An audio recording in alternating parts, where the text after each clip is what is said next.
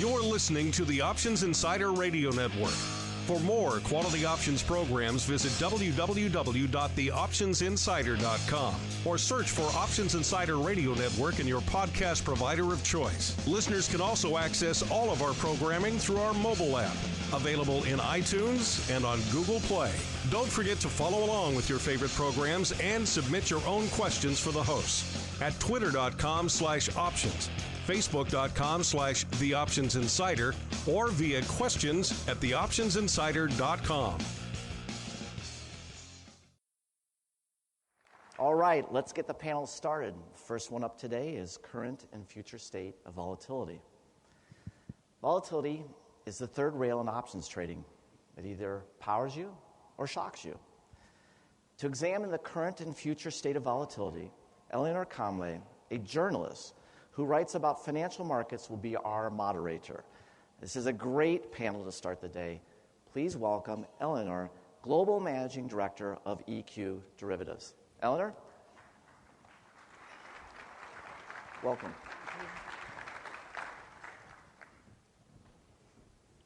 Good morning, everyone.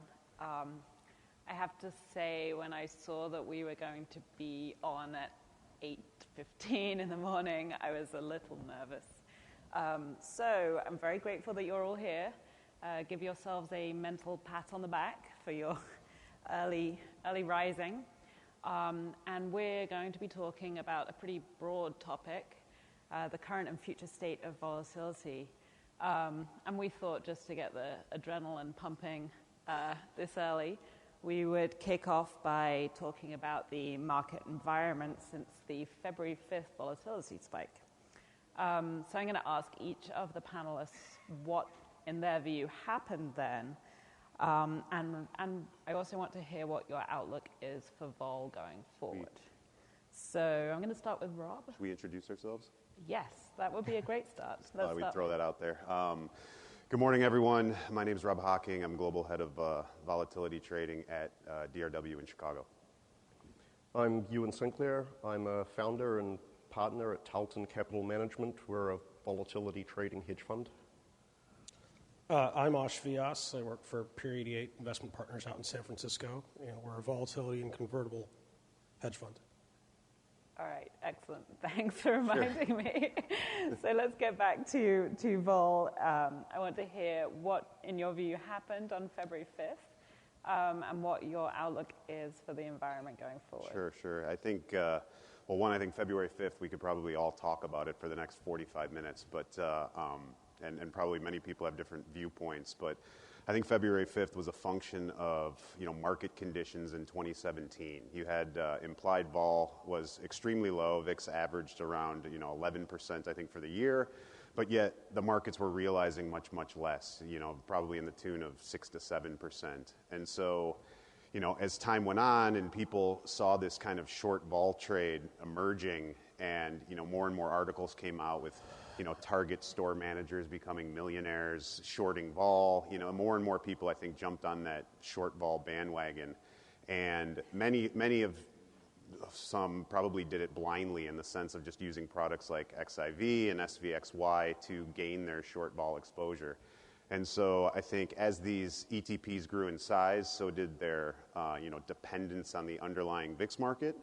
And as that happened, and you had, call the February 5th, downturn in the markets, SPOs are down a little over 5%, and, VIX futures are rallying, and some, if you remember watching it, that market, the VIX futures, the big rally was really between 3 and 315, and I think a lot of that was stemmed from, one, the market somewhat panicking because a lot of people were short vol, and then everyone knew that these ETP fund managers had to come in and buy futures to rebalance the inverse short levered ETPs.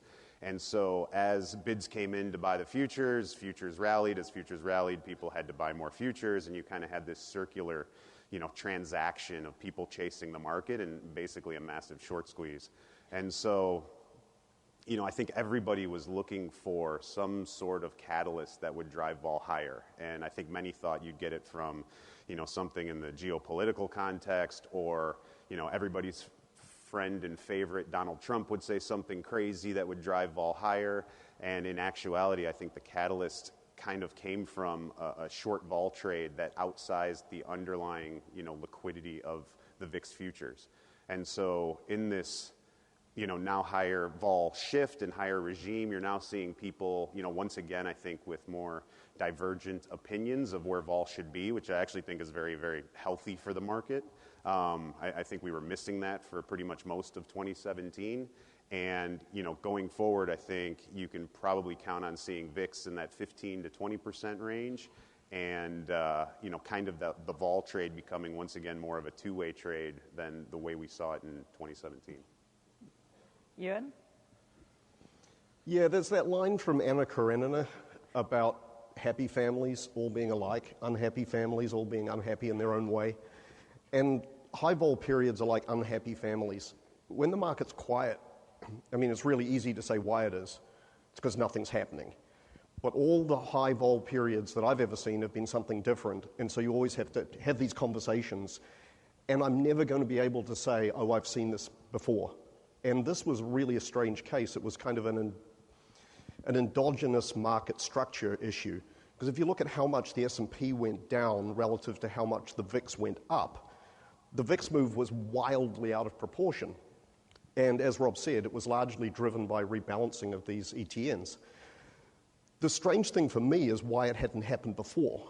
This could have happened a long time ago.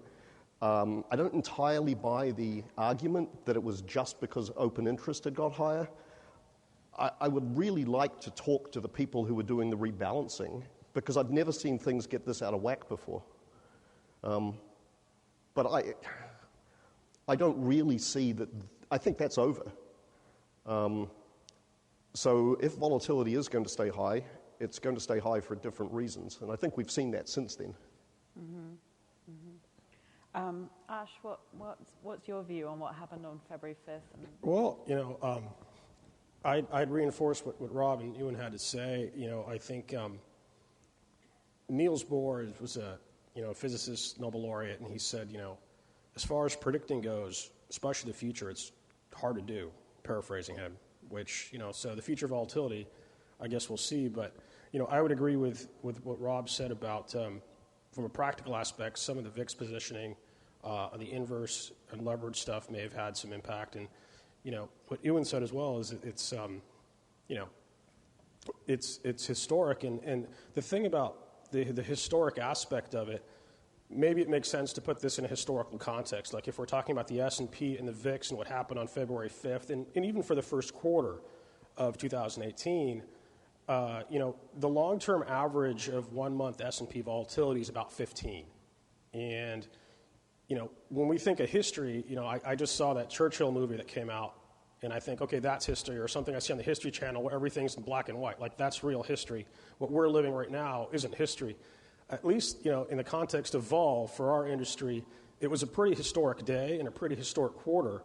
And, given that the long-term average of S&P volatility was historically 15 going back, to the 1920s, if you look at S&P volatility for the first quarter of 2018 relative to the fourth quarter of 2017, what Rob alluded to, 2017 was some of the lowest realized volatility in S&P history in about 100 years. You're talking about single digits, 4 or 5 kind of a handle.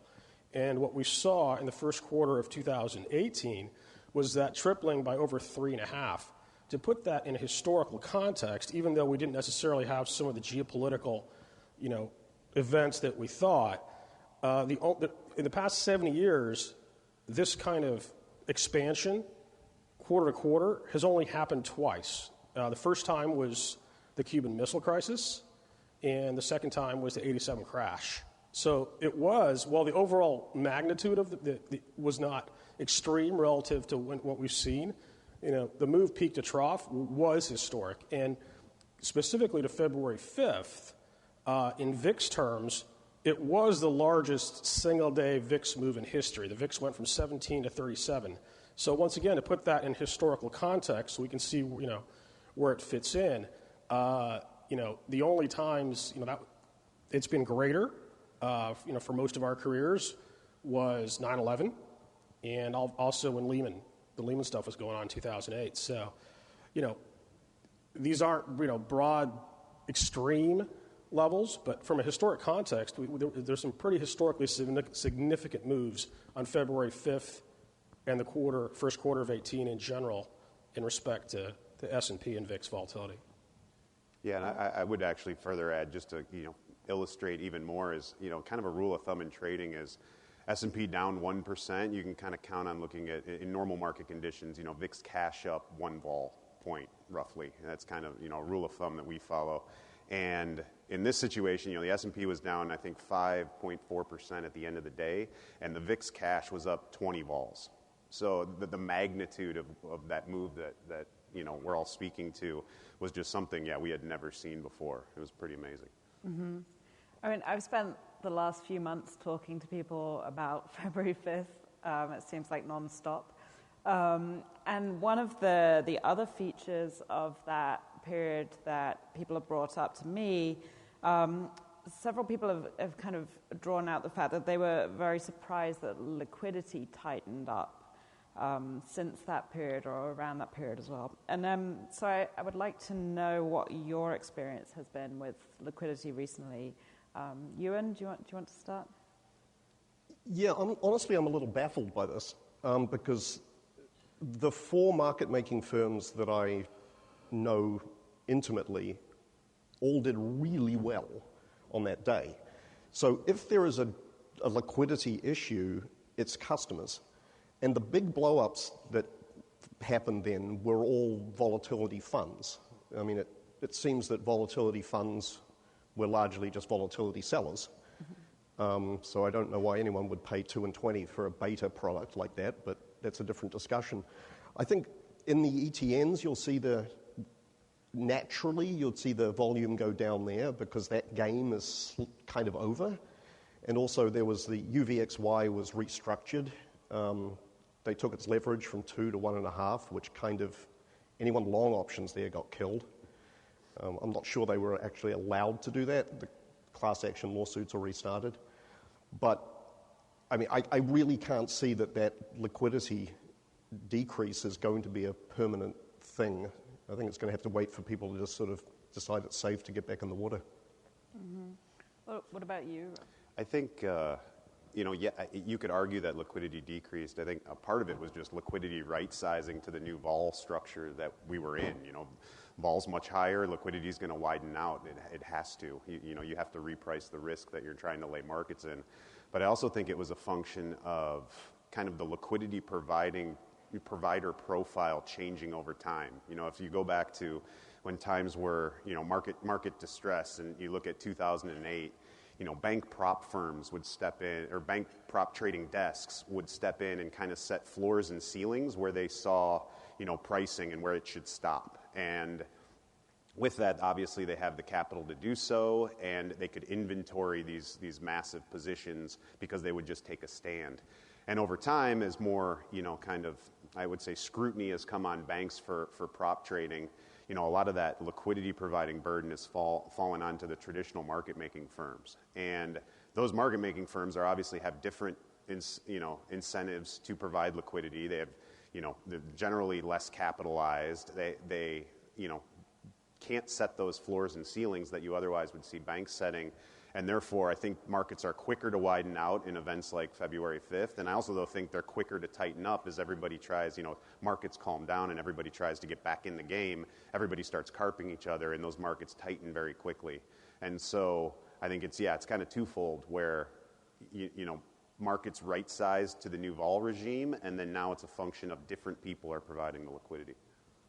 Okay. Euan, you had? I just want to say I don't think these are traditional market-making firms. Like 20 years ago, there were hundreds of individual market makers. Now I think, 80% of the volume's done by the top 7 or 8 market makers?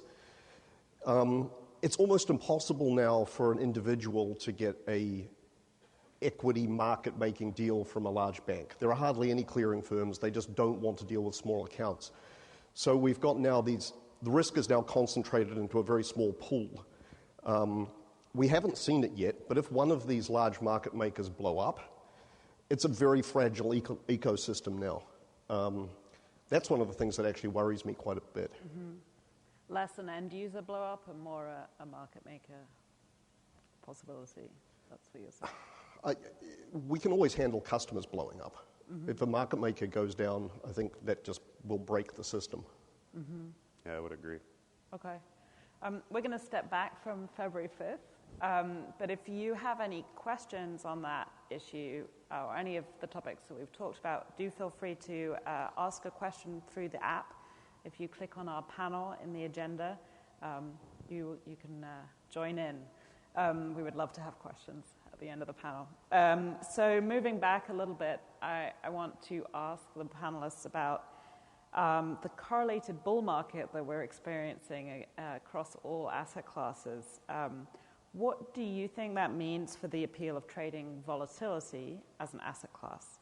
And do you think it's becoming more a tool for hedging or income generation? Aash. Okay, that's a broad question.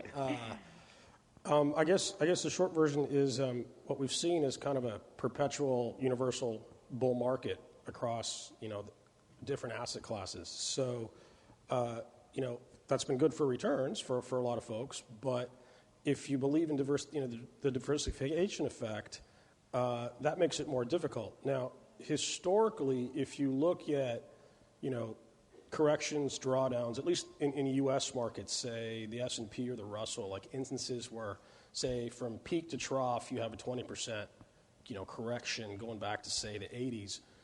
It happens more frequently than people think.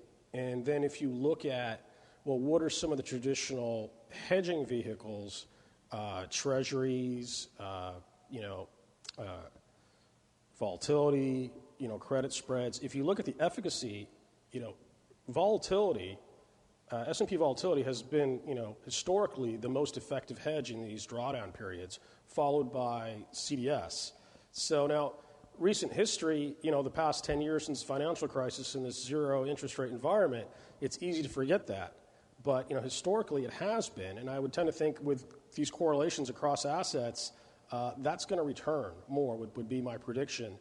I guess we'll see. But there is historic evidence that volatility in the asset class is very useful as a hedge.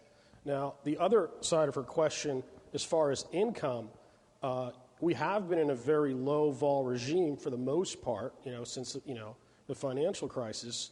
But that can be somewhat misleading because a lot of these firms that sell volatility, or these strategies that sell volatility to increase portfolio return, you would think, well, if you're selling volatility and volatility is near historic lows, you're not really getting much bang for your buck.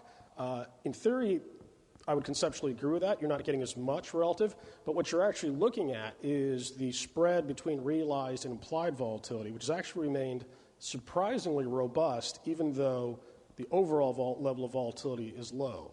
So in the wake of some of this stuff, I would think that the efficacy of volatility as an asset class, both for augmenting portfolio yield and as a hedge, depending on how you decide to approach it, has increased. Okay. One of the other kind of broader trends that we're seeing generally in the investment community is the increasing take-up of passive or systematic strategies. Those can obviously be wrapped in any number of ways. But I'm interested in hearing whether you think that is affecting volatility trading flows. So, Euan, do you want to start? Yeah, the big thing in the stock investing world over the last 5 years has been the rise of both robo-traders and factor-based investing. And I think specifically with the factor-based investing, it's very hard to get factor exposure from ETNs. Like, you can call an ETN a value ETN, but if you look at the actual stocks in there, they tend to be sort of at the value-ish end, but not real value. So if you have to go out and make a value portfolio, you're going to be looking at individual stocks. And I think then you'll see the option volume will probably increase in things like that, because most RIAs do covered calls. Incidentally, the hedging versus yield enhancement thing, I know people like to market options as a hedging tool. I don't know anyone who's ever done a hedge using options. I mean, in theory, you can buy puts to protect your portfolio. I know a lot more people who sell calls to enhance the yield. Aash, do you want to talk about systematic strategies and Yeah, I mean, in my experience, there are, definitely a handful of firms out there that do use options to hedge tail exposure. I think one of them is, the Black Swan guy, Nassim Taleb, Universa, and there are other firms here and there. But it's been tough sledding because, you're paying a premium. If you're not paying a certain premium, it's like an insurance policy. You're not hedged. And, when the market just goes up, irregardless, call it Goldilocks, whatever you want, after a while, investors start asking, like, what am I paying for this insurance for? The market just keeps going up, right? So these things do pay off. They just pay off every once in a while. So psychologically, you can sell vol and win a lot, but there's going to be a day of reckoning eventually, and hopefully you can go through that. Or, you can buy this protection and lose for years and years, hopefully not too many years, and then one day, if you're still there, you'll make it and a lot back. So it's kind of difficult either way. One of the other things that I've been talking to people about recently is how, in general, the trend toward factor investing rather than sector investing in stocks is kind of changing flows and stock movements. And so I'm kind of interested in also asking you whether you think that this systematic trading or factor-based trading is affecting pricing for single stock options. Aash, do you want to have a crack at that one? Yeah, I think it clearly has an impact, but I'm not sure if it's cyclical or a sea change. I think maybe the broader question, and I'm perhaps not as focused on this as some of the other panelists, is this passive versus active.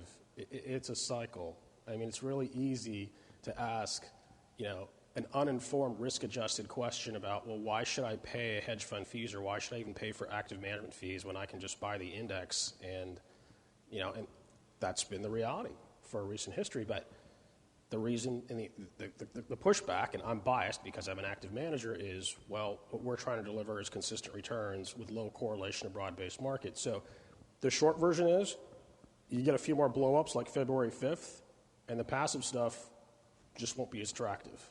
But until then, it's tough sledding for active managers. Euan?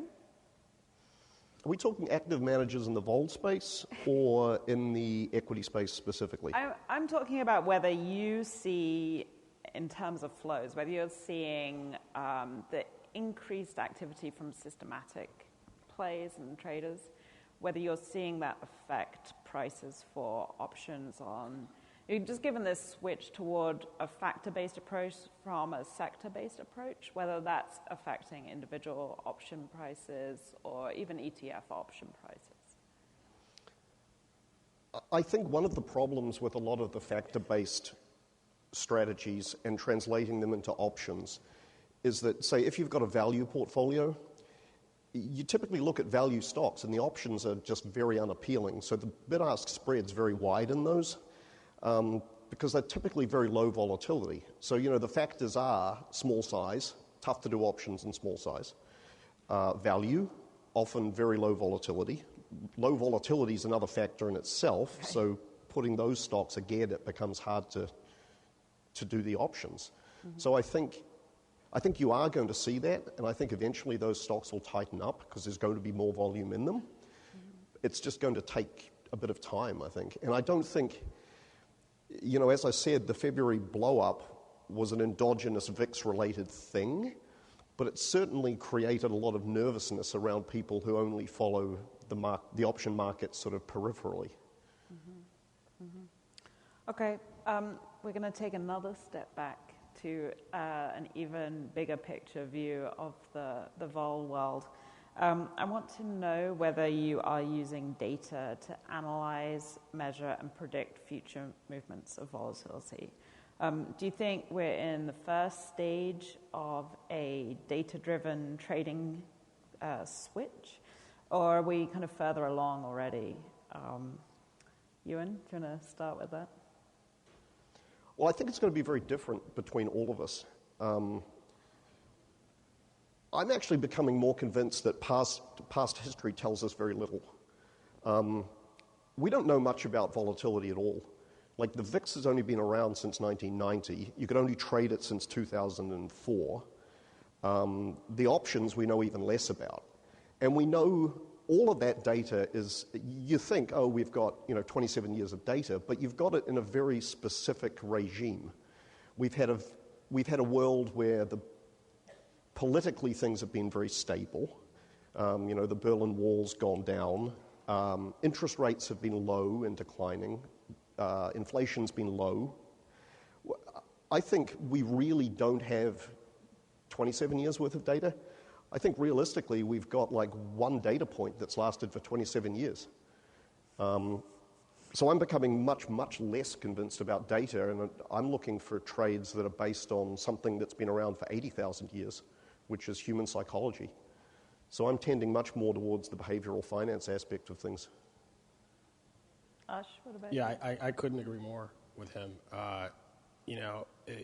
The problem with more data is it can be overwhelming, and you can, first of all, correlations are tricky things to start with, and then trying to infer causality from that, you can come up with some pretty, ridiculous correlations if that's what you're actually looking for.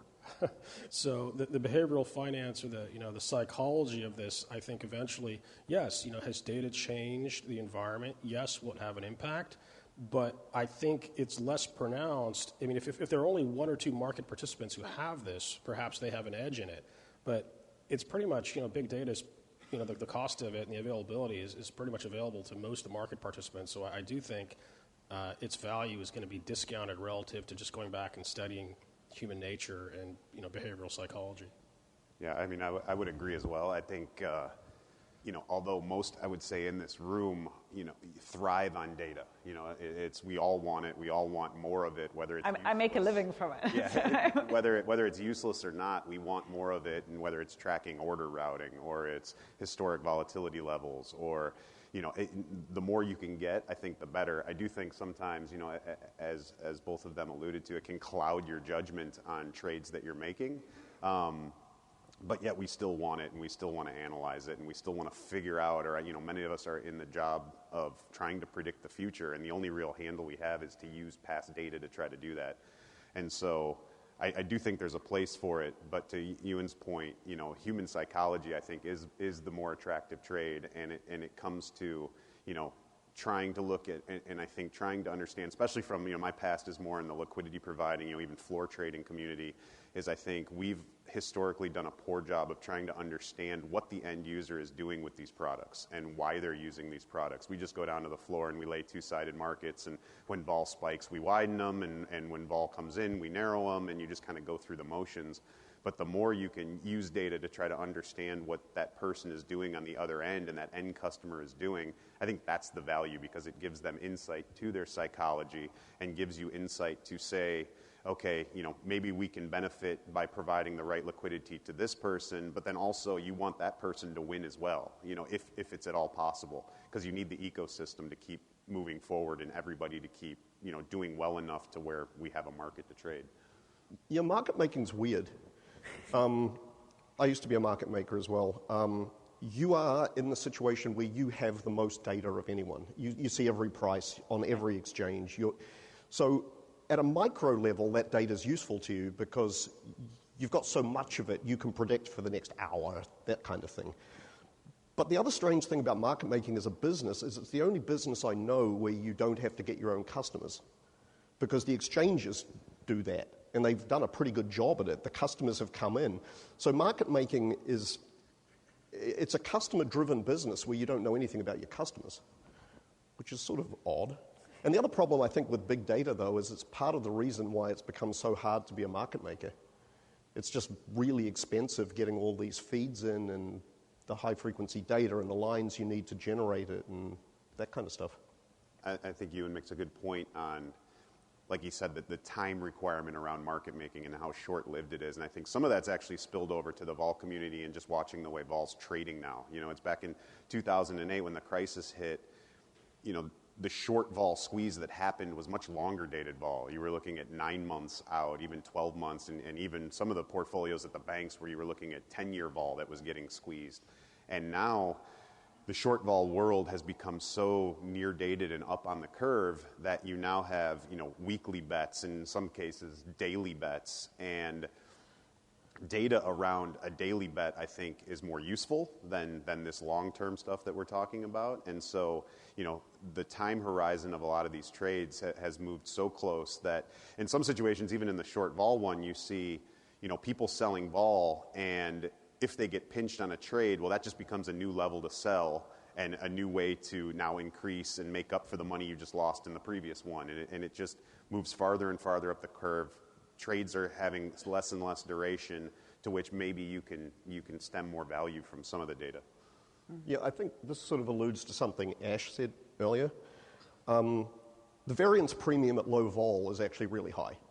Like you get the most juice for selling options when vol is low. The problem is, and this goes even to the short-dated options, when vol is low, your gamma is really high. So managing short vol at low volatilities is extremely difficult. And it's like driving a race car on ice. You can go really fast, but as soon as things get out of control, you've spun before you've even got a chance to do anything about it. And I think that in particular was why one of the big hedge funds, short vol funds, blew up, is because they were yield chasing, and as a result, they needed to sell more and more options at shorter and shorter dates. So, you know, you can handle a volatility spike if it's just vol, but if it's gamma, you're going to die. That's a good point. All right. At this point, I want to check in quickly and see if there are any questions for the panelists. All right. Stunned everybody. So the other question that I wanted to ask was about whether there are any innovations in terms of instruments for trading in the options world or straight vol world that you're looking forward to. Rob and Euan, I know you had some good ideas about this. Do you want to start, Rob? Sure. You know, we've touched on it a few times on the panel here. Is one thing that we're very interested in is kind of the concept of listed variance. It's something that's, you know, been a passion of DRWs and more importantly Don's, is taking, you know, some of these over-the-counter products that are somewhat standardized and moving them into the more listed format. And so while, you know, the exchanges have worked with us on this, and there's actually a few of these products out there, I think one of the things that we struggle with and that we're really looking for and actively want in the market, while it's not a new product, is more, I would say, capital efficiency from the margining standpoint. And so, you know, turning to, you know, OCC and looking for, a lot of these products are all interdependent on each other. So you have VIX, you have SPX, you have now listed variance, and all of which we actively trade, and all of which there's a lot of interesting trades to be made throughout all of them. But in certain situations, the capital required to fund these trades is so high that it makes the trades themselves not worth doing. And so I think one area that we've been focused on is really trying to work with you know, the OCC and whomever else to help get these margin efficiencies implemented in their system, so that you have portfolios where you know, you might have one scenario that you're funding that is, you know, VIX up and vol down, and then you have an S&P book that you're also funding where it's vol down, market up, vol down, and in those situations, you know, both of those can't happen at the same time, but just because of the limitations of the current system, you're putting capital up against these positions, and then we just don't have that capital to invest in other places. And then additionally, I think if we had better leverage of that capital, it would actually help the system and eliminate some of the systematic risk that comes from kind of this whole funding and being able to provide liquidity in the market. Mm-hmm. Euan, was there something that you wanted to add? I'm actually interested in what Aash says, because I think as a customer, he's coming from a different perspective from me. I really would, any volatility product that gets listed, I'd be interested in. But I don't know, is that true of you guys, or are you? Well, I would think we would take a look at just about everything. But I can only speak to the kind of things that our clients are interested in, and as I guess the world is turning into a global village. At least on the equity side, they're interested in, like, say, an ACWI type portfolio allocation, which is roughly 50% S&P, 25% EFA, 25% EEM, so kind of a global balance. And as options become more readily available, in that thing, because people kind of want the global package as they start going outside the U.S. And on the other end of the spectrum, like, a lot of folks want to be there in high yield without actually being there in high yield. And so something like HYG, which I think has, from what we looked at, has a fairly robust, option depth to it, but more, product in that area that is exchange traded and liquid, which is key because they all want that after 2008. Right. Would be very, very appealing to us. Okay.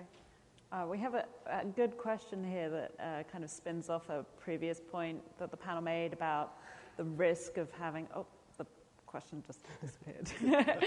The question was about the risk of having 3 clearing firms and less than 10 major market makers.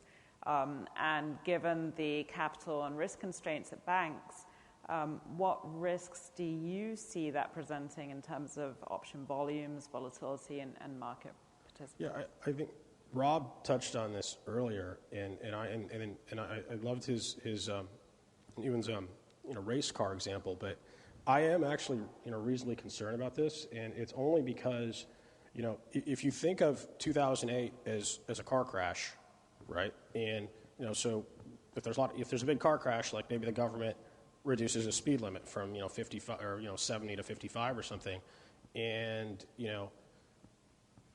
as a result of that, there's some legislation that limits proprietary trading at a lot of these banks, and there were certainly some excesses there. But as Rob mentioned, a lot of these prop desks, not just in volatility but across asset classes, provide a backstop for in times of crisis for liquidity. Unless that legislation changes, in the absence of that, past a certain drawdown, my question is, across asset classes, not just volatility, if the bank prop desks who were providing this liquidity in the last crisis are no longer there, and the liquidity providing, the face of the industry has changed somewhat, where is that going to come from? I mean, it's one thing to sit there and say, hey, option volumes are up and the products are growing, and all of this is true. But liquidity and liquidity resilience in times of crisis, at least in my experience, are 2 very, very different things. So that's a question that I still have unanswered. Euan?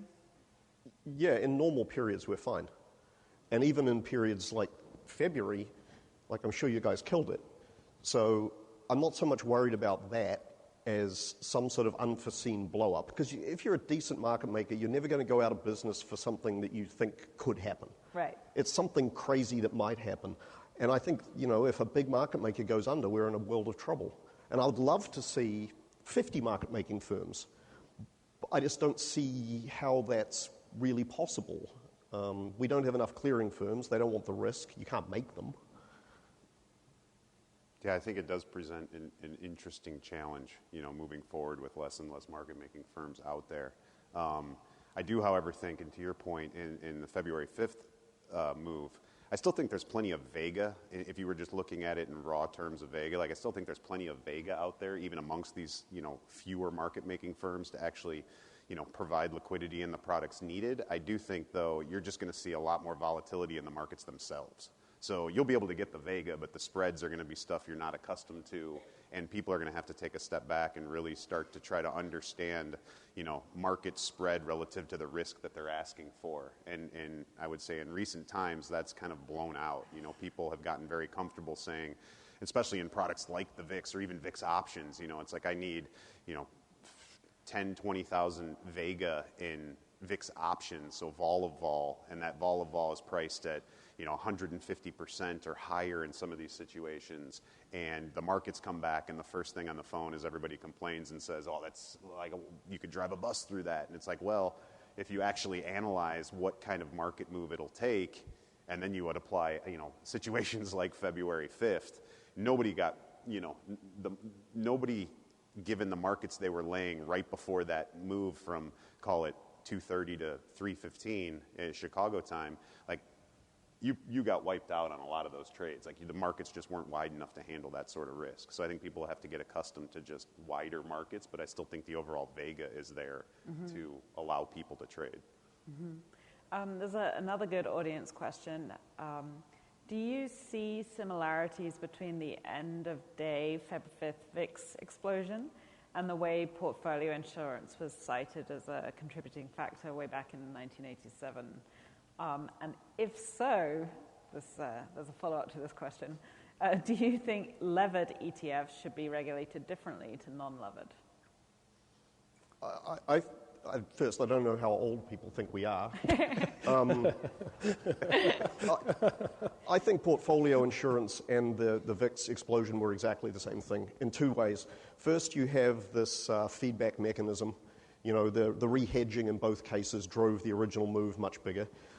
But also, it's a classic example of a new product causing some sort of problem that's unforeseen. And we've seen it in a lot of other things, like we saw it in the credit stuff. We saw it in portfolio insurance. We've seen it in these ETNs, the leveraged ETNs.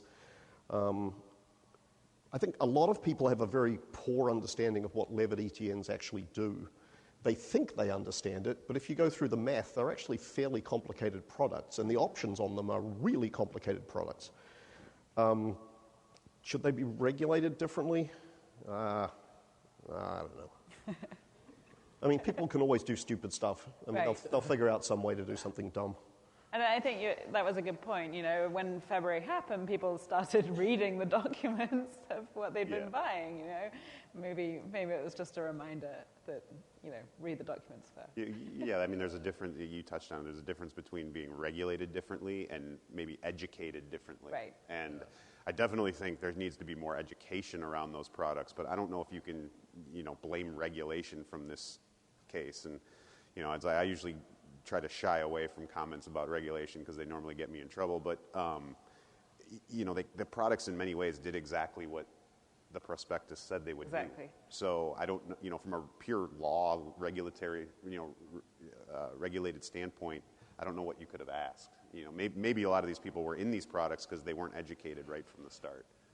Aash? Yeah, I would agree absolutely with both of them that regulation, I don't know. But these products, especially like something like the VIX, like you got to do your homework on this stuff because even if you've been in the industry for a long time, some of this stuff can be kind of like puzzling to think through. Like the VIX itself is a derivative on a derivative. Then you go out another month and it's another derivative on a derivative, and then you have an inverse times 3. It's like sometimes you got to scratch your head and say, what do I really have here, right?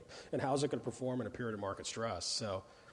Yeah, I think it's capitalism. It's a free country. People should be free to invest in this stuff, and I'm sure there's some, investment utility to it. But make sure you know what you have, because some of this stuff is incredibly complex. Yeah, you can't force people to be educated either. I mean, all the education's out there. I mean, look, no one reads the prospectuses. I mean, I didn't read it, but you should. Like all of the stuff's there. I don't know. The exchanges do a pretty good job putting out education stuff. If someone cares to read it.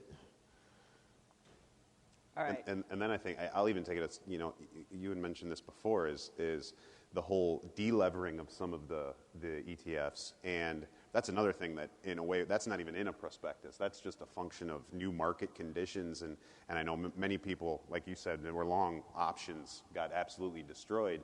But at the same point, when you start looking at the market condition that happened and now the margin requirement to hold the futures for these products was so large that it would actually put the fund out of business, there was nothing they could do besides reduce leverage. So it's kind of like rock in a hard place. What do you do? Either we shut down the fund because we don't have enough money here to cover the margin requirements because margins doubled overnight on VIX futures, or we need to reduce the leverage and somebody takes pain and we try to figure out the best way to move forward. And it creates, that scenario, I think, a twist to that question. I don't know, maybe that needs more regulation around it because that was a scenario I don't think anybody could anticipate or even, saw coming. But aside from that, as Euan said, you can't force somebody to be educated. Right. Although the brokers did force us to delever these products. So that's, I guess, a case where self-regulation actually worked. I mean, because there's one large broker that basically sets the margin for everyone else because everyone copies them. And I'm actually fairly grateful they did force us to delever it. Things could have been really bad. Yeah. I have to say one of the funny things about February 5th for me is very rarely do people call journalists for information, but on that day that did happen. And I said to somebody, well, have you looked at the prospectus to see what's going to happen? And lo and behold, the prospectus is public. You know, you can just go and look it up. But yeah, read the documents. Yeah. Yeah. Thank you very much to everybody for being here. This is an impressive turnout, and we're really excited. And I just wanted to thank my panelists as well. It's been a good panel. Thank you.